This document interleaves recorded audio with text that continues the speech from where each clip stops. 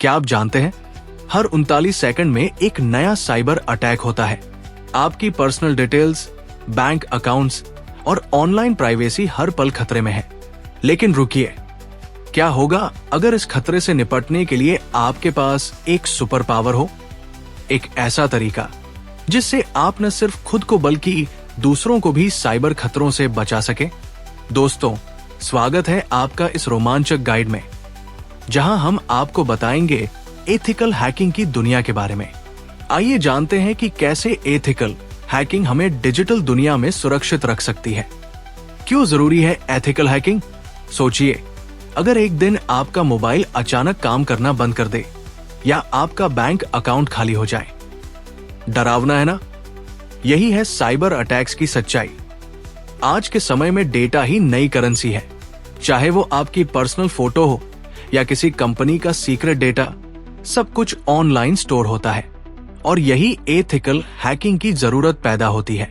Ethical hackers वे होते हैं जो हमारी डिजिटल लाइफ को सुरक्षित रखने के लिए साइबर खतरों का पता लगाते हैं और उन्हें रोकते हैं। ये सिर्फ एक करियर नहीं, बल्कि समाज के लिए एक जिम्मेदारी है। एथिकल हैकिंग क्या है? तो आखिर एथिकल हैकिंग होती क्या है? आसान भाषा में कहें तो ये एक ऐसा तरीका है जिसमें हम सिस्टम और नेटवर्क की कमजोरियों को पहले ही पहचान लेते हैं ताकि उसे कोई हैकर नुकसान न पहुंचा सके। लेकिन रुकिए, मलिशियस हैकिंग और एथिकल हैकिंग में बड़ा फर्क है। मलिशियस हैकर्स गैरकानूनी तरीके से डेटा चुराते हैं, जबकि एथिकल हैकर्स कानून के दायरे में रहकर कंपनी की परमिशन से सिस्टम को सुरक्षित बनाते हैं। एथिकल हैकर्स के लिए जरूरी स्किल्स। क्या आप जानते हैं एक एथिकल हैकर बनने के लिए कौन कौन सी स्किल्स की जरूरत होती है? चलिए इसे आसान भाषा में समझते हैं। पहला है नेटवर्क सिक्योरिटी, नेटवर्क की कमजोरियों को समझना। दूसरा है प्रोग्रामिंग लैंग्वेजेज, पाइथन, बैश जैसे लैंग्वेज में निपुणता होना। तीसरा है टूल्स का उपयोग करना, जैसे NMP, वायरशार्क और मेटास्प्लॉइट। चौथा है वल्नरेबिलिटी असेसमेंट करना, सिस्टम की कमजोरियों को पहचानना। इसके साथ साथ एथिकल हैकर्स को हमेशा नई तकनीकों के बारे में सीखते रहना चाहिए और सर्टिफिकेशन जैसे CH सर्टिफाइड एथिकल हैकर और OSCP offensive security certified professional करना चाहिए।